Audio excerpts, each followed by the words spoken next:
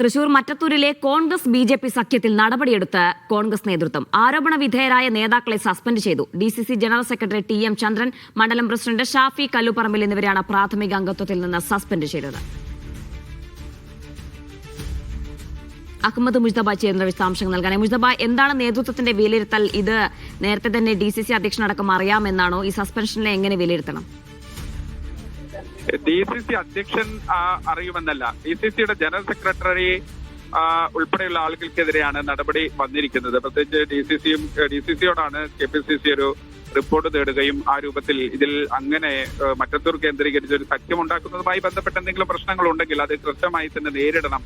അതിനകത്ത് റിപ്പോർട്ട് പ്രാഥമികമായി ചോദിച്ചിരുന്നു. ആ റിപ്പോർട്ടിന്റെ അടിസ്ഥാനത്തിലാണ് ഇപ്പോൾ ഡി.സി.സിയുടെ ജനറൽ സെക്രട്ടറി നമ്മൾ നേരത്തെ സൂചിപ്പിച്ച ടി.എം. ചന്ദ്രൻ, മണ്ഡലം പ്രസിഡന്റ് ഷാഫി കല്ലുപറമ്പിൽ എന്നിവരെ സസ്പെൻഡ് ചെയ്തിരിക്കുന്നത്. അത് അവരങ്ങനെ ഒരു പ്രാദേശിക സഖ്യമുണ്ടെങ്കിൽ പോലും അതിനകത്ത് പറയുന്നത് ഒരു തരത്തിലും അത് അംഗീകരിക്കാൻ കഴിയില്ല. കോൺഗ്രസിന്റെ നയത്തിന് വിരുദ്ധമായി പ്രാദേശിക സഖ്യമായാൽ പോലും അങ്ങനെ പാർട്ടി തീരുമാനങ്ങൾ ലംഘിച്ചുകൊണ്ടുള്ള പാർട്ടിയിലെ പ്രതിസന്ധിയിലാക്കാൻ നേതൃത്വം കൊടുത്ത ഈ രണ്ടുപേരെ, ടി.എം. ചന്ദ്രൻ അതോടൊപ്പം തന്നെ ഷാഫി കല്ലുപറമ്പിൽ എന്നിവരെ പ്രാഥമിക അംഗത്വത്തിൽ നിന്ന്, കോൺഗ്രസ് പാർട്ടിയുടെ പ്രാഥമിക അംഗത്വത്തിൽ നിന്ന് കെ.പി.സി.സി പ്രസിഡന്റ് സസ്പെൻഡ് ചെയ്തതായി അറിയിക്കുന്നെന്നാണ് കെ.പി.സി.സിയുടെ വാർത്താക്കുറിപ്പ്. ഇതിന്റെ ഒരു കോപ്പി ഡി.സി.സി പ്രസിഡന്റിനും അതോടൊപ്പം തന്നെ ഈ പകർപ്പ് മറ്റു രണ്ടുപേർക്ക്, ഈ നടപടി നേരിട്ട രണ്ടുപേർക്കും അയച്ചിട്ടുണ്ട്. പക്ഷേ CPM ഇതിനെ വളരെ വ്യാപകമായ പ്രതിഷേധ സ്വഭാവത്തിലേക്ക് കൊണ്ടുപോയിട്ടുണ്ട്. പ്രത്യേകിച്ച് മറ്റത്തൂരിൽ ഈ ബി.ജെ.പിയുമായി ചേർന്ന് പ്രത്യേകിച്ച് 2 വിമതരാണ് ഉണ്ടായിരുന്നത്. 8 പേർ കോൺഗ്രസ് അംഗങ്ങളും. അതിലൊരു വിമതൻ UDF കൂടെ ചേരുന്നു എന്ന് തോന്നിപ്പിക്കുന്ന രൂപത്തിൽ ചില നീക്കങ്ങൾ ഉണ്ടായി എന്നാണ് ഇപ്പോൾ രാജിവെച്ചത്. നേരത്തെ 8 പേരാണ് രാജിവെച്ചത്. അവർ ആരോപിച്ചത് ആ രൂപത്തിലാണ്. അപ്പോൾ അതിൽ നിന്ന് ടെസിയെ അടർത്തിയെടുക്കുകയും അവരെ സ്വതന്ത്രമായി, അതായത് UDF എന്ന ലാബൽ രാജിവെച്ച് അല്ലെങ്കിൽ കോൺഗ്രസ് എന്ന ലാബൽ രാജിവെച്ച് ഞങ്ങൾ സ്വതന്ത്രമായി മത്സരിക്കുന്നു പറയുമ്പോൾ ബി.ജെ.പി അതിനൊപ്പം ചേരുന്നു എന്നതാണ് അവരുടെ ഒരു വിശദീകരണം. പക്ഷെ അത് പാർട്ടി ഒരിക്കലും ഒരു തരത്തിലും അംഗീകരിക്കുന്നില്ല.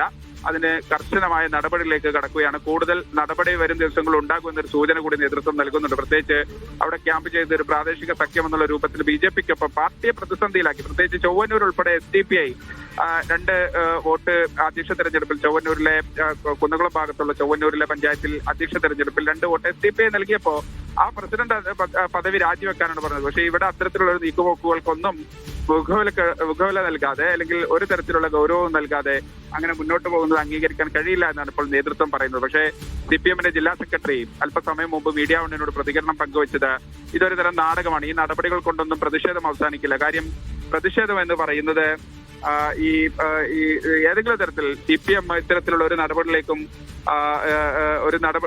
ഒരു നീക്കുപോക്കിനും തയ്യാറല്ല. അത്തരം ഒരു സാഹചര്യത്തിലാണ് വ്യാപകമായി ജില്ലയിലെ 3 ഇടങ്ങളിൽ ഇത്തരത്തിൽ SDPയുമായും ബി.ജെ.പിയുമായും ഒക്കെ കൂട്ടുകെട്ടുണ്ടാക്കുന്നത്. 8 അംഗങ്ങൾ ഒരുമിച്ച് എങ്ങനെ രാജിവെക്കുന്നു എന്നാണ് ആ ബൈറ്റ് നമ്മുടെ കയ്യിലുണ്ട്. അതൊന്ന് പ്ലേ ചെയ്താൽ നന്നാകും. ബേപ്പൂർ വടകര മോഡലാണ് മറ്റത്തൂർ നടന്നതെന്നും 8 അംഗങ്ങൾ ഒരുമിച്ച് രാജിവെക്കുന്നത് എങ്ങനെയാണ്, ഒരു ആസൂത്രിത പദ്ധതിയാണ്.